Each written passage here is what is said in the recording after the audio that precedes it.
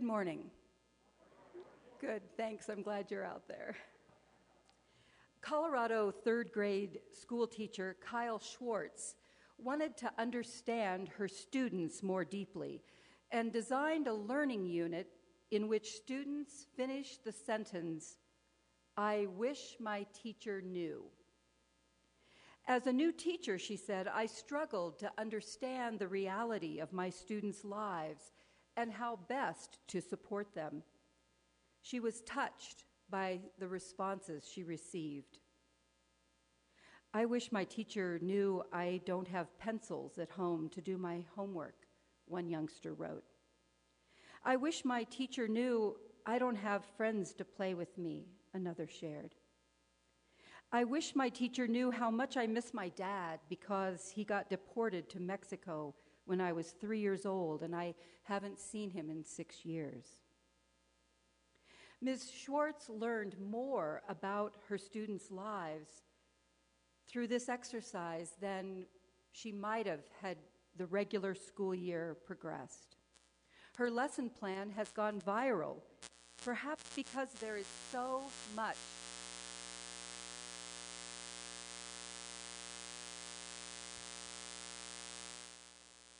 it's a viral virus. There's so much about all of us we simply don't understand.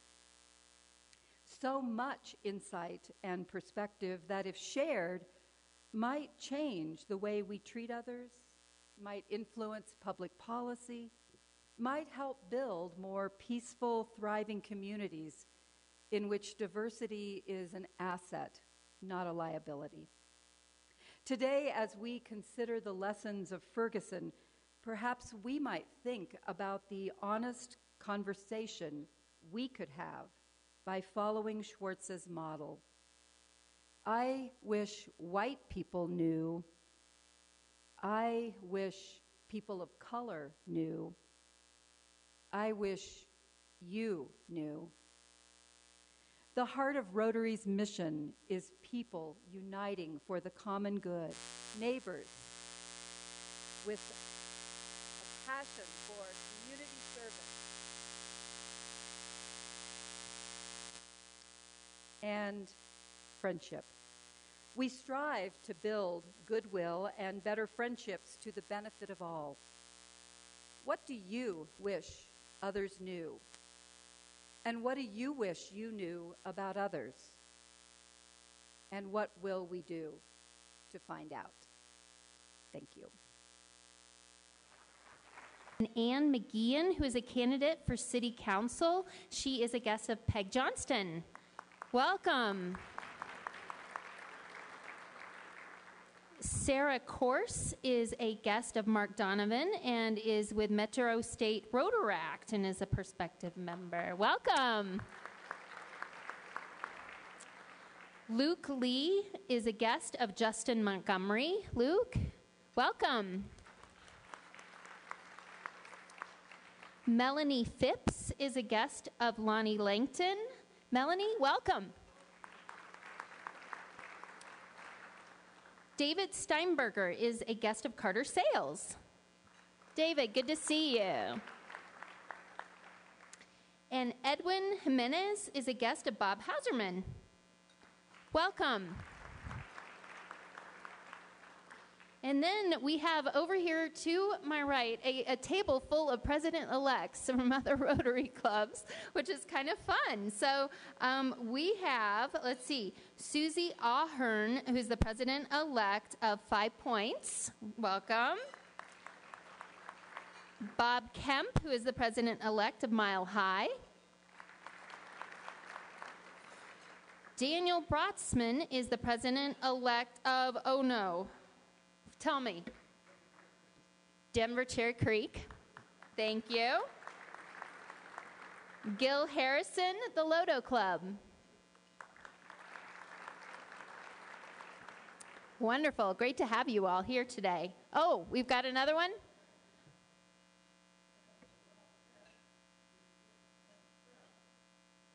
You know what? I wasn't quite done yet. I have a lot more on my list today. That's why we got started a little early, but thank you. I like it. People are like feisty today. That's great. Okay. So let's see now if I can get everyone. Sue Kinney is a guest of Roger Kinney. Sue, great to see you. Grayson Harrison is with Grayson Harris is here with Rich Harris. You all probably know it's Take Your Son or Daughter to Work Day. And so Grayson, it just so worked out that it was also Rotary Day. So Grayson, we're happy to have you here. And then Michael Hicks is a guest of Phil Goddard. Michael, welcome. Here we go. Rob Katz is a guest of Hank Strauss. One more time, a repeat performance. All right. And then we have Donna Boucher or Boucher? Boucher. I didn't get him close. Welcome.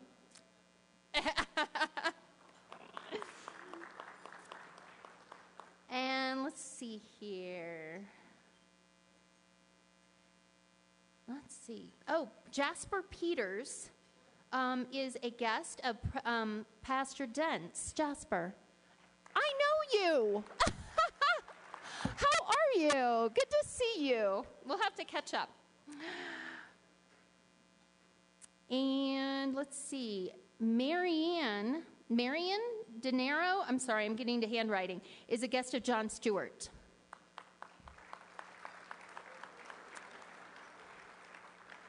Okay, now, did I miss anyone? Okay.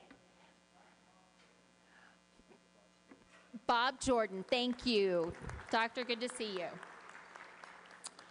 All right, on to announcements. Oh, we have one more.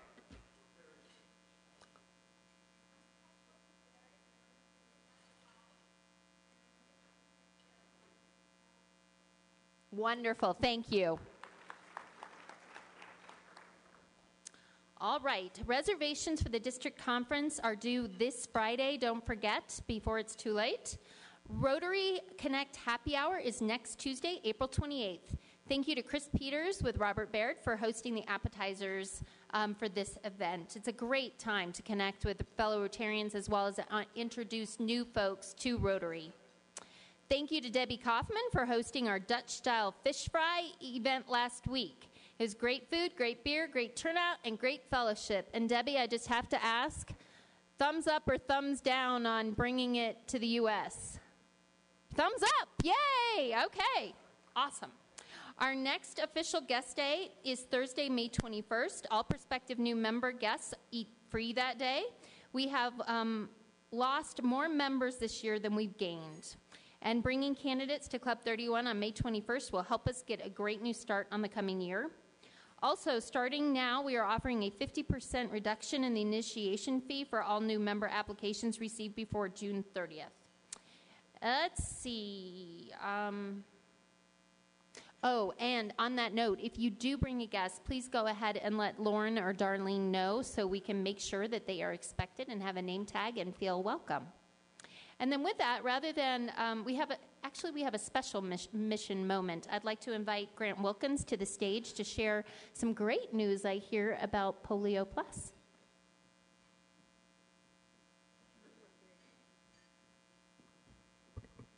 Thanks, Christy.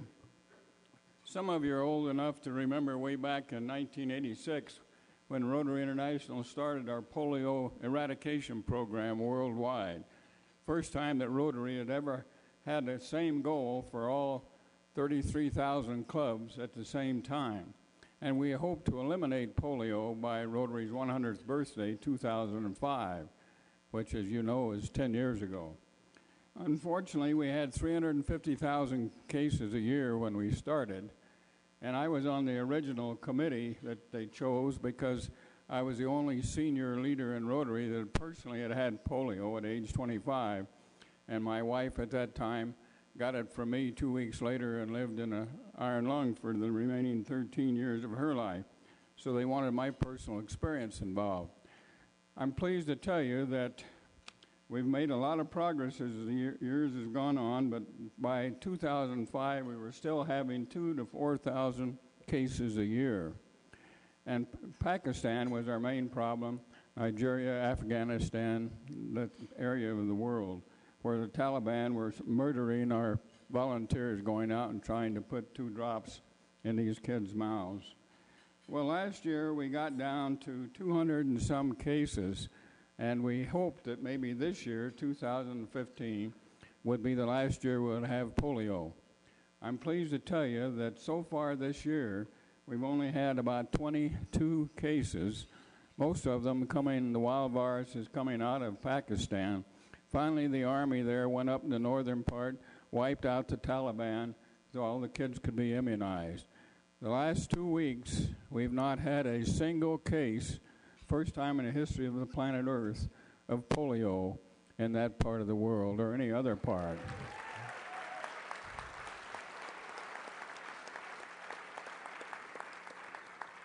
So it looks like this year will indeed be the last year in the world that we'll have the wild virus present. We've got to go 3 years without a case to call the world polio-free, like we did with smallpox back in the 60s. So a special thanks to all of you who helped support it with your time and money, especially to Peg Johnson, who's been our district chair for Polio Plus and raised over $100,000 last year. And as we know, the last few years, Bill and Melinda Gates have been matching 2 for 1.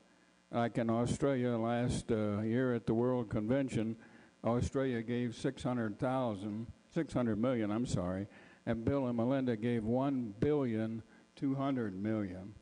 I'm going back to D.C. in 3 weeks to meet with Congress to thank them for the over $2 billion that they've given us in this country, not for our own country, but to help immunize the rest of the world, like Pakistan and so forth.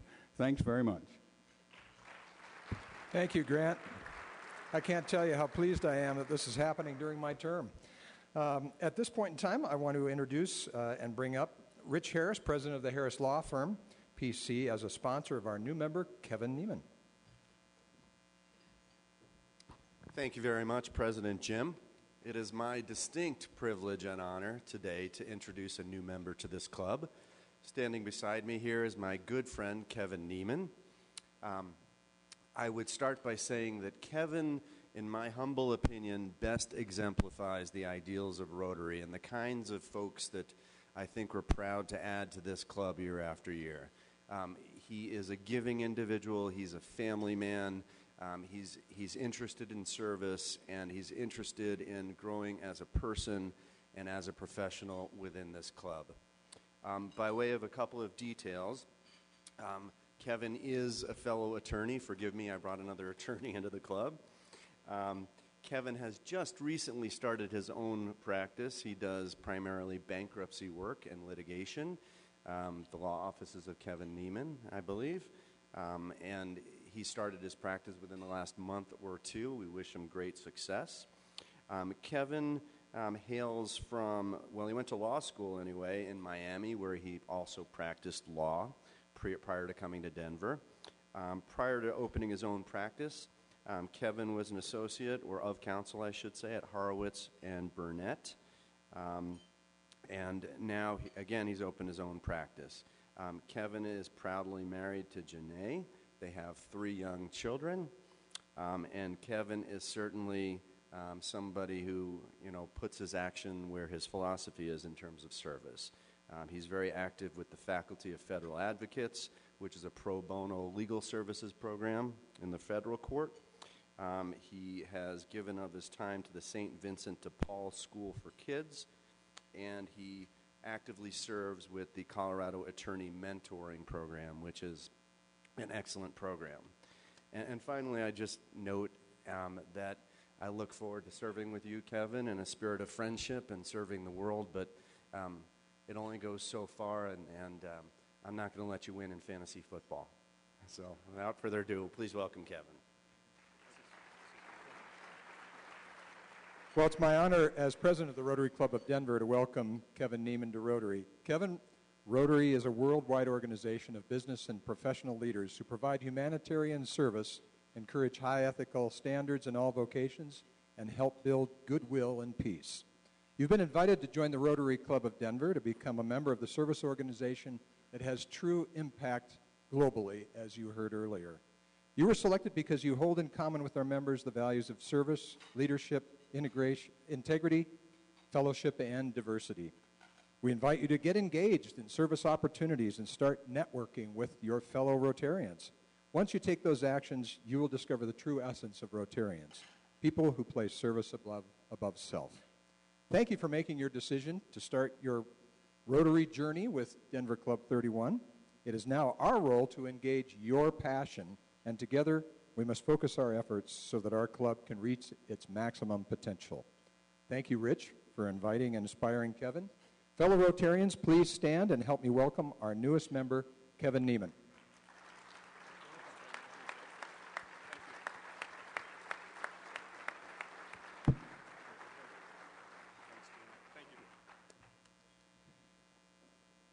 Well, now it's my pleasure to honor a person who's been with our club for a long time. Roger, would you like to come up to the stage? Today we're honoring Mr. Roger Kinney, by helping him celebrate 50 years of membership in Club 31. Roger was accepted into Denver Rotary on March 25th, 1965. A Denver, Colorado native, Roger started his professional career in Denver after graduating from East High School. He received his bachelor's degree from CU and had a baseball scholarship, getting an MBA from DU and then serving in the U.S. Coast Guard. Roger's involvement at Rotary in our community has been extraordinary. He has served as club secretary, 1973-74, club board director, 75-76, 2 terms as president of our Rotary Club Foundation in 83 through 85, and a DRCF board trustee in the 1980s. He received the district's Les Bevan Pacesetter Award in 1993 in recognition of his exemplary contribution to the ideal of vocational service in our community. He's a Paul Harris Fellow of the Rotary Foundation and a Silver Fellow of the Denver Rotary Club Foundation. When he was first introduced to Rotary, he was Vice President of National Services Incorporated, and a year later moved to become President of Rocky Mountain Packaging Services Incorporated. After revolutionizing the mail packaging and mailing industry, he eventually wound up in real estate management business and had a very successful career. He was so successful, in fact, that in 1977, when the club's then executive director, Don Paxton, unexpectedly passed away, leaving the club rudderless, Roger was able to step up to the plate and served as Club 31's interim executive director for 6 months. This selfless act is something for which we should all be grateful today, for as I understand, and we know from club members at that time, that the likelihood of Denver Rotary surviving that rough patch without Roger's leadership was unlikely. After his stint as executive director, Roger started to focus on his belief that Denver would be a great place to host the NCAA basketball Final Four tournament. And I read about this in the April 3rd issue of Denver Post. By the way, he was on the basketball team at East High as well. So in the 1980s, he directed his energy to ensuring that this would happen. In 1984, he made a well-orchestrated presentation to the NCAA Selection Committee, and Denver was first selected to host the 1989 Western Regional Finals, and soon thereafter, in fact, in a matter of minutes, they were chosen as the 1999 Final Four tournament site. These tournaments pumped an estimated $8 million and $35 million respectively into Denver's economy, and at that time, that was a lot of money. Dick Schultz, executive director of the NCAA, said that Denver's advantage was Roger Kinney. Dick said that he liked, quote, energetic people who don't have to be in the limelight. I'd say that's service above self, wouldn't you? So back up to stepping up to the plate. Roger didn't have any time to rest after the NCAA was finished when the powers that be decided it was time for Denver to have a Major League Baseball team. Mayor Federico Peñas appointed Steve Kadich as executive director of the Denver Baseball Commission in 1990, and Roger became chair of the commission. The mayor and Steve both agree that prior to this, that, quote, for the better part of a decade, Roger worked behind the scenes to get Denver positioned for that day when MLB announced that we were receiving a team, followed By making Coors Field the fan-friendly place we know it as today, Roger built it from the ground up, end quotes. And even though Roger likes to operate below the radar, even some 20 years later, on January 5th, 2010, Roger was featured in the Colorado Classics section of the Denver Post for his accomplishments regarding the NCAA and Major League Baseball in Colorado. Just recently, Roger was also named to the East High School Hall of Fame. So I'd also like to have Roger's wife, Sue Kinney, join us on stage for a presentation of a couple of gifts. First of all, Roger, we have a 50-year pin for you, as well as a commemorative valet box, and I'll read the inside of this box. Honoring Roger L. Kinney in recognition of devotion to Rotary and its principles as exemplified by 50 years of membership. The Rotary Club of Denver, 1965 to 2015.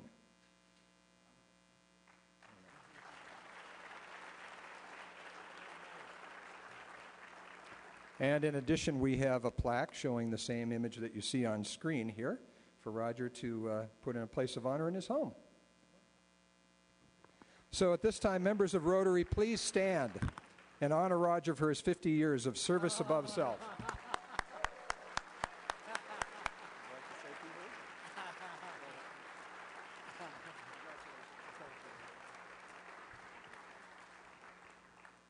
Thank you so very, very much, Jim, for those kind remarks. Much, much too generous, though.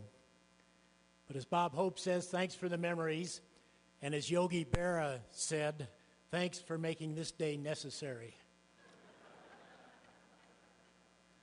Rotary, especially Denver Rotary, of course, has been very good to me and to my family.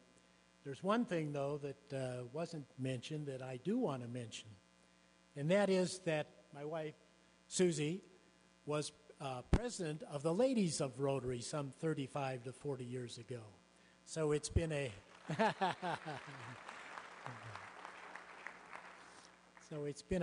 family affair for us.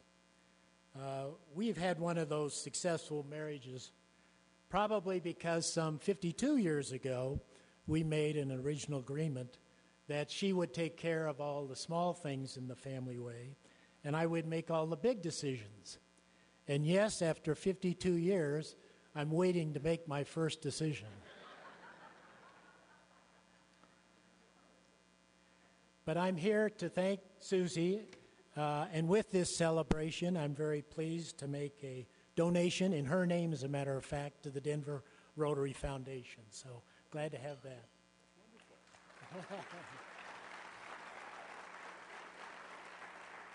And of course, I do want to thank very, very much all of our friends in Denver Rotary.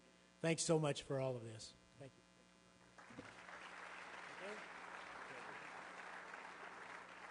Wow, it's a pleasure to see members step up like that. And speaking of membership, Jim, I'll have you make your way to the stage. One of the most important positions in our club is that of chair of membership. And Mark Donovan, who has been serving in that capacity in an extraordinary way, is stepping down at the end of this year, and we need a new chair. So I'd like all of you to look around the table that you're at and think of a nominee or a candidate that you'd like to nominate for membership chair. It's an extremely important moment in our club, and we need that help. So at this time, I'd like to invite Jim Back, president of MTech Ventures, to introduce our speaker today. Jim?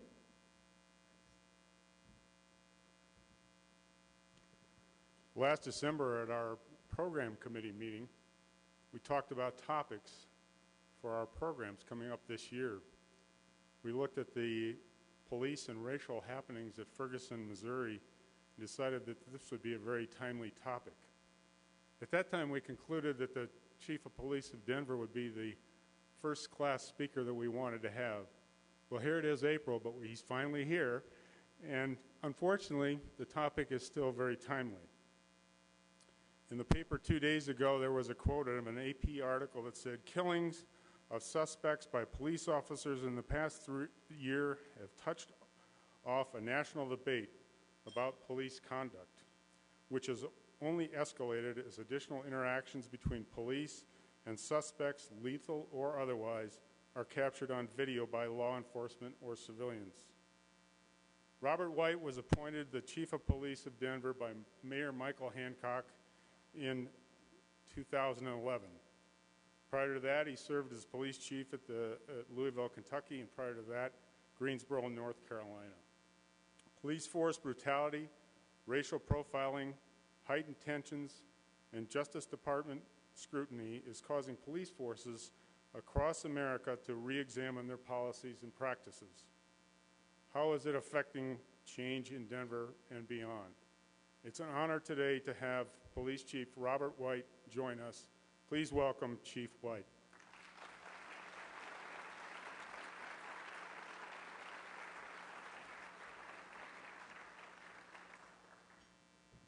Good afternoon. Thank you for inviting me.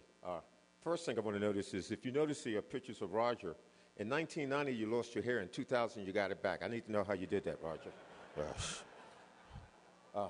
The other thing, as a former Rotarian, when I was the chief in Greensboro, North Carolina, I had the privilege of being a Rotarian for 5 years. That being said, I want to say that I want to thank you for what you do. You certainly amplify the importance of service above self. So on behalf of the many adventures and responsibilities you've taken on behalf of the world, I sincerely appreciate you. But also being a former Rotarian, I also know two other things about the Rotary clubs. 1 o'clock, I might be the only person standing up because everybody will leave. And those individuals that sit close to the door are the ones that will actually leave first. So I've learned that from my time. So I'm going to attempt to be, I'm going to be on time because I know if I'm not on time, I'm the only person that will be here. Now, what's going to help me with my time is I had the opportunity, I believe, after being here for 6 months, I think I spoke to the club, and I spoke about the importance of fitness, which is very important to me and hopefully is important to all of you. And prior to coming here, actually prior to getting the position in Louisville, Kentucky as the chief, I went to my doctor and I asked my doctor, I said, Doc, I've been working out for 20, 30 years and I just don't like the results of my exercise program. She says, White, how much water do you drink? I said, Doc, to be honest with you, I don't drink a lot of water, maybe a gallon over the course of an entire year. She says, there within lies the problem. You got to drink more water. So I will tell you for the last 8 or 9 years, I've incorporated water in my fitness program, which starts around 6 o'clock in the morning, goes to around 8 o'clock. I'm sharing that with you, and I normally drink about a half a gallon of water in that 2-hour period. I'm sharing that with you to let you know that I'll be leaving at 1 o'clock also, because every 20 minutes I have to go to the bathroom. Now, I recall when I first spoke to the group, I had mentioned that part of the reason that I was hired, and I've been blessed to actually be a police chief in 5 departments, and I started my career in Washington, D.C.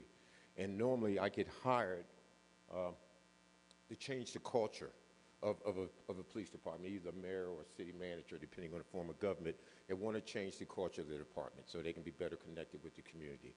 So when I spoke to you shortly after getting here, I had mentioned there were some things that I thought that we needed to do to put us, I thought I knew how to work this,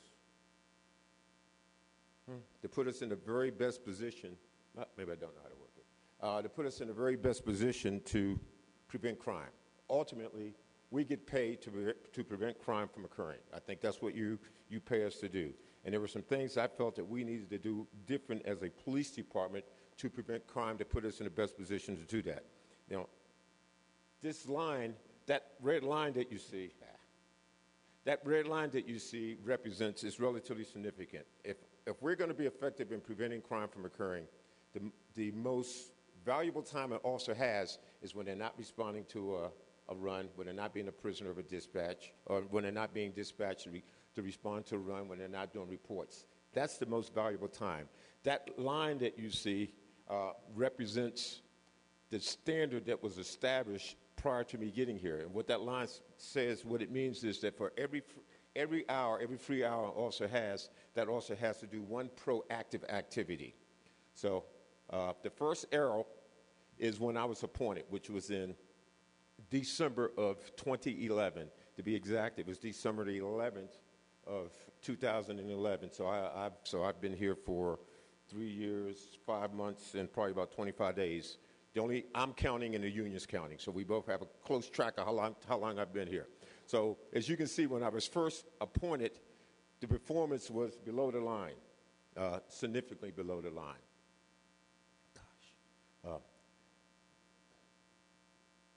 I am not doing well with this, am I?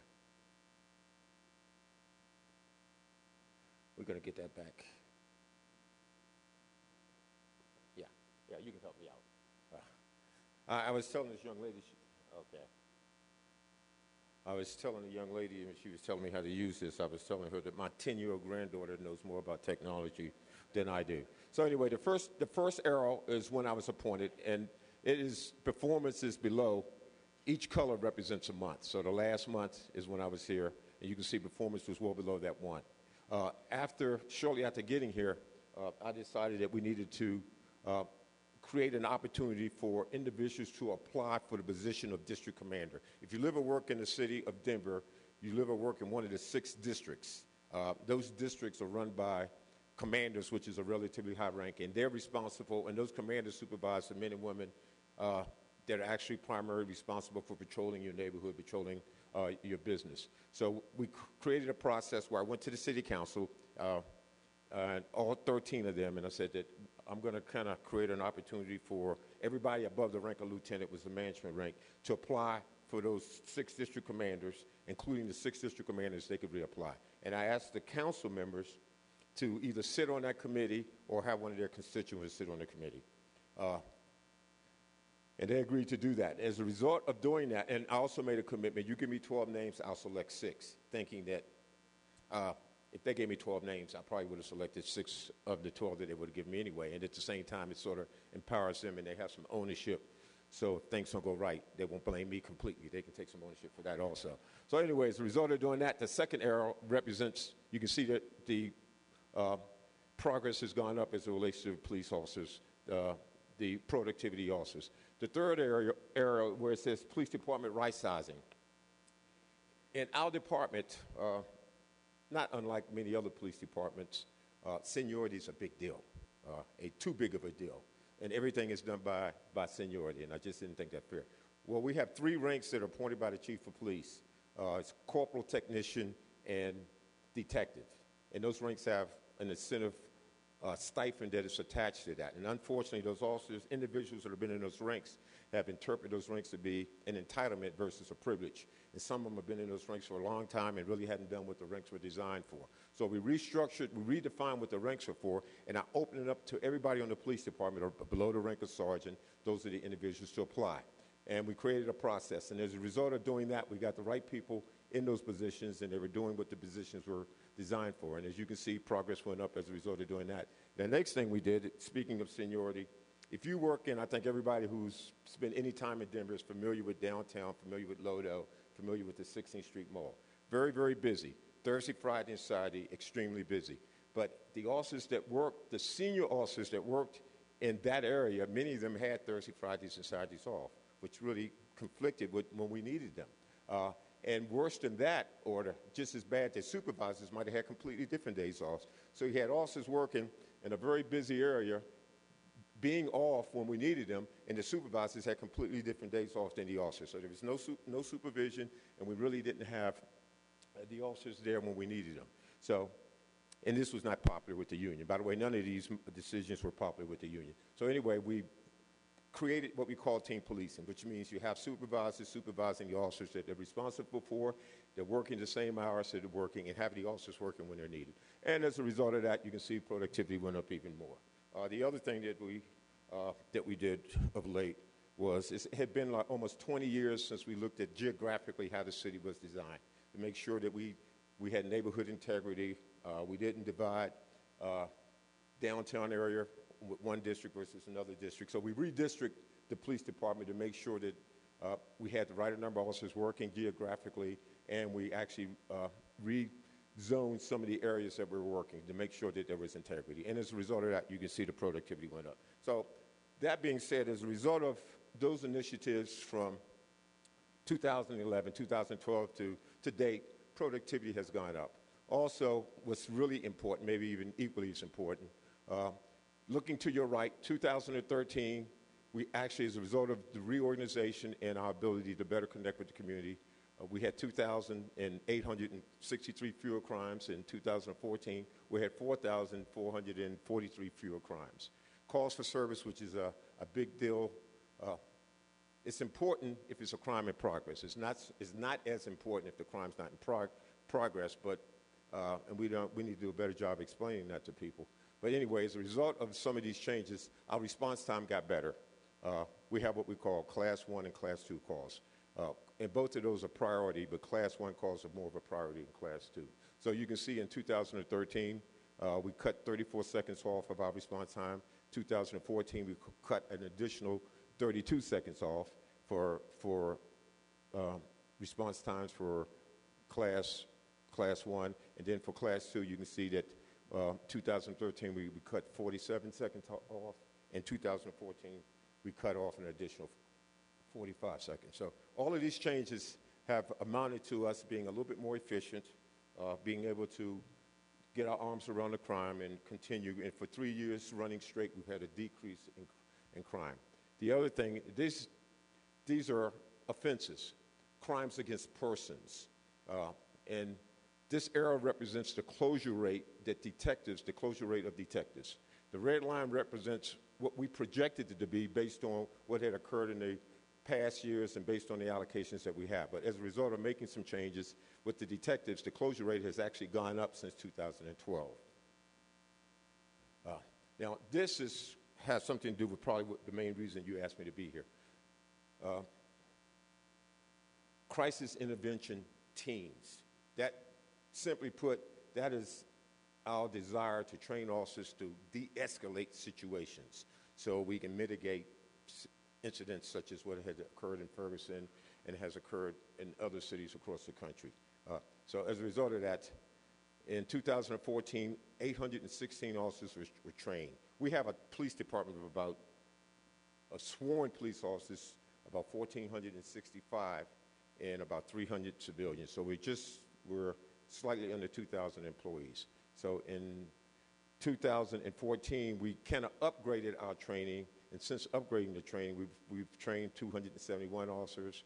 We also trained the command staff. Those are the lieutenants and above. We felt that they need to understand what we're asking the officers to do. And actually, by the end of 2016, we'll have 95% of the police officers of the entire police department trained on crisis intervention.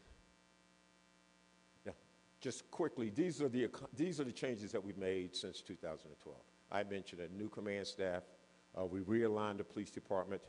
When I showed you the piece about the detectives and the closure rate went up, we decentralized, which means that we took officers from downtown and we put them in those 6 districts, and they're held accountable by a district commander 24 hours a day, 7 days a week. We right-sized the department in 12. In 13, we went to team policing. I had spoke to you about that. Civilianization. I am of the philosophy that if it doesn't require a gun and a badge, a police officer shouldn't be doing it. So we've identified about 50 to 60 positions that we hire civilians to do that job, and we put those police officers back out in the street. And I had mentioned that we had redistrict. Now, civilian report writing, this is something that started late in 2013 and has really continued to really grow and develop, and we're going to continue to hire that. There are times where you call the police and we come, but it doesn't require a police officer with a gun and badge to come. It's to take a report. You might have gone on vacation. Someone might have broken into your garage. You want a report taken. Well, a civilian can do that. A civilian that we can hire and we can train. So we've actually, in late 2013, we started hiring civilians, and there's certain reports they can take, which will free the police officers to do things that only they can do. 2014, LPO training. That's training of sergeants. Of all the ranks on the police department, at some point, everybody works for a sergeant. When you first come in, that's the first level supervisor.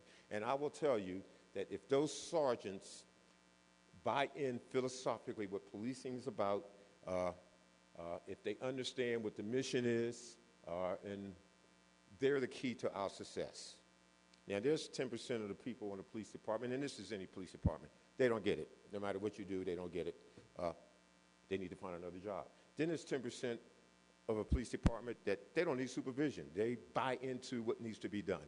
But there's around 80% of members on the police department that want to come to work, they want to do the right thing, And how they do that depends on that sergeant. Because that's the one person that supervises them. That's the one rank that's out there every single day. So from an introspective, it's important that that sergeant understands what they bring to work and how they feel about this agency, the impact that it has on the majority of the troops. So we've identified some training over the course of 3 months that every sergeant, we have about 206 sergeants, had to go to. And as a result of doing that, it has made a difference. And obviously, through technology, it's important that when you're fighting crime, you have to have real-time information. So through the internet, through Wi-Fi, and putting computers in the cars, and having an analyst that examines what occurs every single day, and putting us in a position to kind of predict what's going to occur as it relates to crime. All of those things we put in place in 2014, and they've made a difference. Now, 2015, which really speaks to what's going on in policing today. We're in the process of purchasing body cams. We had a pilot project late last year that we had 100 body cams that we put into District 6, which is Lodo, downtown, 16th Street Mall, the downtown area, Capitol Hill area. It proved to be a very effective program. So the council and the mayor approved us purchasing 800 plus body cams. The reason it's 800 is we have 800 uniform officers that are out in the districts. Those are the officers that when you call, we come. So mid-year, probably maybe a little later than mid-year, July or so, every uniform officer in our department that's in those 6 districts will be wearing body cams. The advantage of body cams, it has been proven. Complaints go down as a result of officers wearing body cams. Every once in a while, there are citizens that will make allegations against police officers that has not exactly occurred as they reported. I know you find that hard to believe. Uses of force go down. Every once in a while, there are police officers that use a little bit more force than what they should. I know you find that hard to believe also.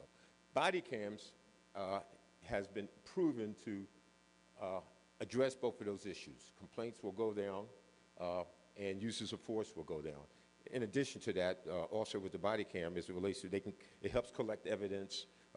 It brings some clarity to statements for crime scenes, because when an officer's on a crime scene and they have the audio part on as well as the visual part on, they're capturing all that information. So when the detective gets the report and has to process it, investigate it, they have actually the information and the interviews that actually occurred or the conversation that occurred right on the scene that particular day. Body cams is a must. It is going to be very challenging, by the way. I don't know if there's anyone in here that works in the media, but they're going to want to request the entire body cam, and then we have some of our citizens that want the body cam to be on 24 hours a day. It'll be a lot of challenges as it relates to that, but the benefits far outweigh the disadvantages. Shot spotter, that's some technology.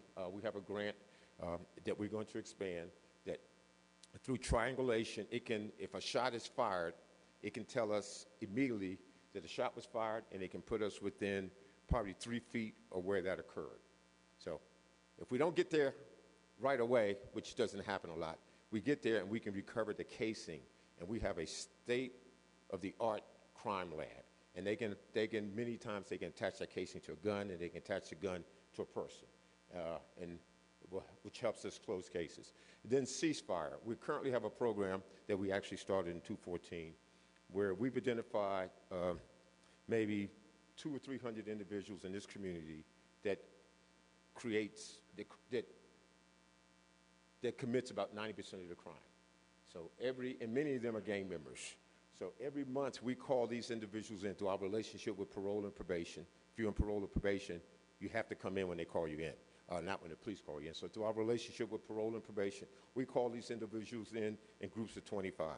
And we tell them that, you know what, obviously we can't arrest everybody, but we're going to monitor. You all have been identified as being the worst of the worst for the sake of this conversation, and we're going to monitor your activity. However, we want you to turn your life around. So in that room also is social components. If you need a job, if you need a church, if you need a place to live, if you need treatment for drugs, there's an organization in that room that's going to help you turn your life around. So you have the law enforcement components, the DA, U.S. Attorney, FBI, the police department that talks about the enforcement part of it, saying the next time you do this, we're going to lock you up and throw away the key for the sake of this conversation. But our desire is for you to turn your life around, and we have some social, some individuals that will help you do that from the community. So that's the ceasefire. Now, where are we, Ferguson? And how do we prevent from becoming a Ferguson? Well, I can't guarantee you that we can prevent from becoming a Ferguson. But there are a couple of things, and these changes speak to that. And I'm going to talk for 2 minutes and then entertain any questions that you might have. First, I think we need to understand that the greatest resource we have as a police department is citizens that live and work in the city. So if we're going to be effective in doing what I think you pay us to do, that's preventing crime, we've had to have a relationship with you. So part of this reorganization is having the same officers work the same hours with the same supervisors so they understand the area that they work in. They know who's organized, organization, Rotary Club, who's not organized, where the crime's occurring, where the little thugs that are committing crime, that are on parole, on probation, where they live. They have a complete profile of their area of responsibility. So they get the crime, what occurred last night, what occurred last month, and what we think is going to occur next week. So they have a complete profile of what's occurring in their area of responsibility, and they have a responsibility to connect with that community. So they know the businesses, they know the neighborhoods, so we could connect, because you're the greatest resource that we have. The bottom line is we always need more police officers, but if we're really going to be effective in preventing crime, we have to establish a relationship with the community. And if we establish a relationship and we do it right, when something controversial happens, and a lot of things controversial happens, we're dealing with over 500,000 calls in exchange with communities. We've had, as you well know, we've had recently 2 or 3 incidents where officers are shot into cars. So if we have that relationship, if we're transparent, and if we have some credibility, even though you might question those decisions, they become one-day stories versus 2-day stories versus a week story versus individuals demonstrating in the police. They might say, well, we disagree with the police, but we know that they're well-intended. So that is absolutely critical, to have that relationship. The other thing that is important, that is really challenging for police administrators, the reality of it is Ferguson, the incident that occurred in Ferguson, that occurred in New York, that occurred in L.A., that occurred in Cleveland, the incidents that have occurred even in Denver, that has gotten individuals to exercise their First Amendment rights, has gotten the community riled up, has gotten legislators that want to legislate how you police, and I've told them, you can't legislate how you police. You have to hire, a mayor has to hire the right person. That person has to understand the culture, do the right thing. But there's some things you can legislate. That has brought about all these changes. The reason why these incidents have occurred is not because of the newness of those incidents. This is 10, 20, 30 years of people feeling oppressed, and they've gotten to the point where enough is enough. And with the advent of cameras and videos and all those other things, I don't think you've seen more. I don't think there have been more incidents. I think you just see more incidents because of technology. But what has happened and what the challenge is, policing has changed in America. What you expect of the police department in 2015 is different than what most communities expect in 1980, 1990, in 2000. But the problem with that is policing has changed, but the police haven't changed. So it becomes my job, the job of other police chiefs, the job of managers, to get the officers to understand that the demands that were made 10 years ago are different than the demands that are made today. So that is the greatest challenge. And I'm going to, I have 30 more seconds, and then I'm going to entertain 1 or 2 questions. I want to speak to, because I know it's important on the minds of a lot of individuals, the memorial. You might remember on Valentine's Day, the anarchists, we have a group of anarchists that demonstrate the 5th of every month and every other opportunity, pour paint on our police memorial. And as a result of that, the police union were outraged. They were outraged with how we handled that incident. So I want you to hear this factually. We did not know that they were going to pour paint on a memorial, contrary to what individuals might have told you or what you might have thought. Once they've made a decision to pour paint on a memorial, the decision was made to, make sure we can identify the 2 individuals that poured the paint and make sure that we can arrest them without escalating a situation. There were some members on our department and unions, in police unions across Colorado that wasn't satisfied with that because they think we should have went in there like gangbusters, locked up the individuals, and probably end up being another lawsuit, and you end up paying money out of your taxpayer dollars. So, by the way, I didn't work that particular day. I get a lot of credit for what went right or what went wrong, but I actually didn't work. But actually what went on was my number 2 person. He did exactly what was expected of him.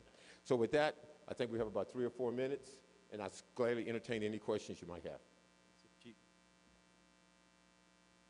Okay. Chief White, thank you very much for being here.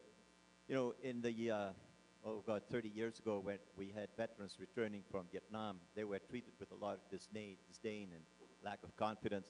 And I feel that that is the way that we are now looking at our policemen. But over the 40 years, we've learned to love our veterans.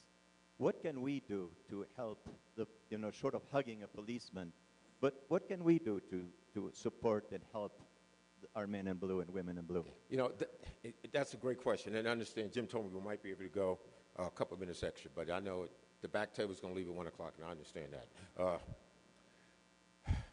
We hear from our critics all the time. All the time. And I don't have a problem with that. You know, I want us to be held accountable. I want you to hold each other accountable, and I want you to work with us. But we don't hear from individuals that support us publicly. So, I mean, if you support what we're doing most of the time, because we're not going to always get it right, we need to hear that. Because I will tell you, the media never hesitates to take an opportunity to criticize us when they get some information from somebody to do that. So every once in a while, you know, Facebook, call the media. I can give you a whole bunch of reporters that love reporting on us. Call one of them and say, you know, I understand the department doesn't get it right all the time, but for the most part, we think they're well-intended and we think they do the right thing. Support. Yes, sir. Chief, it's my understanding that gang crime is way up.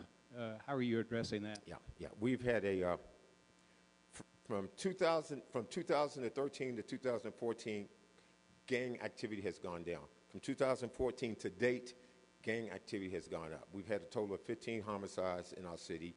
8 of them have been gang-related, which is quite a high number compared to, I think last year we might only had 4 or 5 gang-related homicides.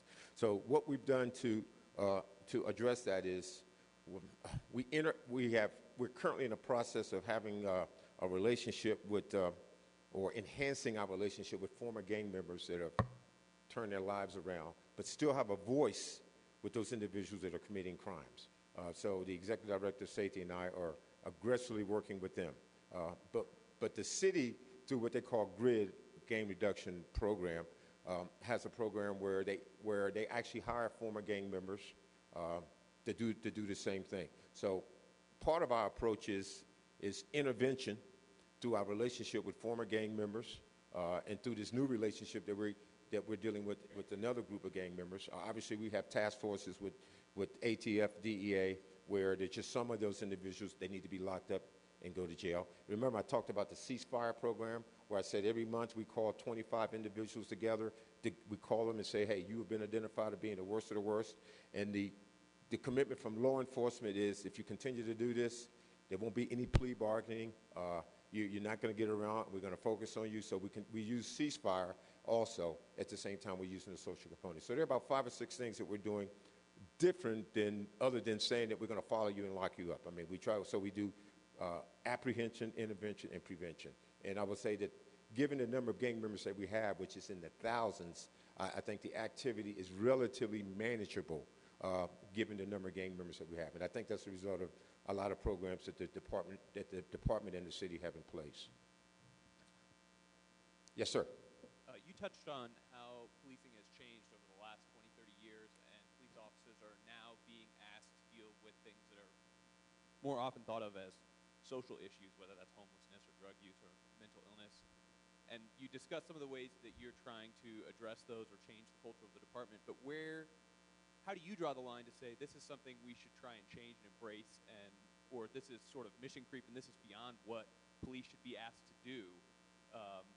They should be able to focus on security and crime prevention as opposed to, the first responder on these more social issues. Yeah, that's a great question. The reality of it is, I think it's 19% of our time is actually focused on you calling us, we take a report for crime. So that means, 81% of our time, we're not focusing on crime. We're focusing on prevention, focusing on trying to do those things.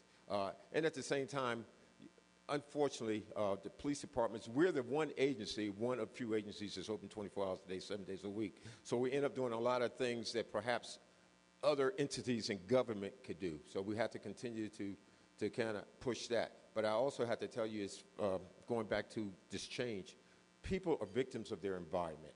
Police officers are victims of their environment. You only know what you've been exposed to. So now that we're being asked to do more, I'm really not in a position to say, no, we can't do this, no, we can't do that. The position is that what we're being asked to do is different than what we've been asked to do in the past, especially when you look at how much time are we really spending on taking reports, responding to crimes in progress, or responding to crimes. And I will tell you, that's only 19%. So how do you effectively use that 81% to prevent those crimes from occurring? And that's doing a lot of the social things that a lot of police officers don't think that we should be doing. One more question? Yes, sir. Chief White, you a few moments ago spoke about that, let's say 10% of those police officers who maybe aren't in the right space, and perhaps that's the 10% that very often are involved in situations where they're maybe alleged of unnecessary force or when really unfortunate things happen. But those things tend to happen to people of a lower socioeconomic standard. They tend to happen to people of color. I'm wondering, how are you working to identify and help to prevent those 10% from hopefully committing, acting improperly? Great question. First, hopefully, everybody needs to understand in our department, and it hasn't always been like that, there are consequences for your actions. Okay, so when they go out and do something and it's not appropriate, there are consequences for that. That 10%, I threw out 10%, it might only be 5%. To be honest with you, they need to find another job. Well, they need to be removed from the police department. Whether they find another job or not is kind of up. It's up to them. But part of what we've had to do is we have to change our culture. You know, I told you policing changing. So the question really is, how do you change your culture? We change our performance evaluation. We have to change what we value. And I will close with this. Historically, if an officer goes out and makes a lot of arrests, or if an officer is involved in a shooting and it's a justified shooting, at an award ceremony, they get an award. I was involved in a shooting. It was justified. I get an award. I made 1,000 arrests. So at the award ceremony, I get an award. So the culture is being changed, and the struggle in doing that is I, as your chief, much prefer to give an officer an award if they don't do the shooting and they de-escalated it and they didn't have to do the shooting. I, as your chief, prefer to give an officer, in lieu of making that arrest, if they came up with strategies, working with the community, working with their officers, where they prevented the crime from occurring so they didn't have to make the 1,000 arrests. So, and we have changed our performance evaluation to speak to that. So officers need to know this is not about how many arrests you can make, how aggressive you can be. Those are things that unfortunately sometimes happen as part of policing, but that is not what our primary focus is. So to answer your question is, we hold them accountable. Those that we can retrain, the ones that we can't retrain, we aggressively suggest that they find something else to do. Okay. Thank you very much. Appreciate it. Thank you so much. Thank you. I'm going to give you just one little short thing here. Thank you, Chief White. You know, you mentioned that you were a former Rotarian. I always think of once a Rotarian, always a Rotarian. And you're definitely showing service. So we thank you for all of that. It's really impressive to see what's going on here in Denver. So thank you for being here. In honor of your time here, as you heard, we're making great progress with polio eradication. And so in your honor, our foundation will be giving a donation to Polio Plus, along with a 2-to-1 match from the Bill and Melinda Gates Foundation. And that will be enough to inoculate 150 children against polio. Thank you very much. Thank you for being here. Thank you.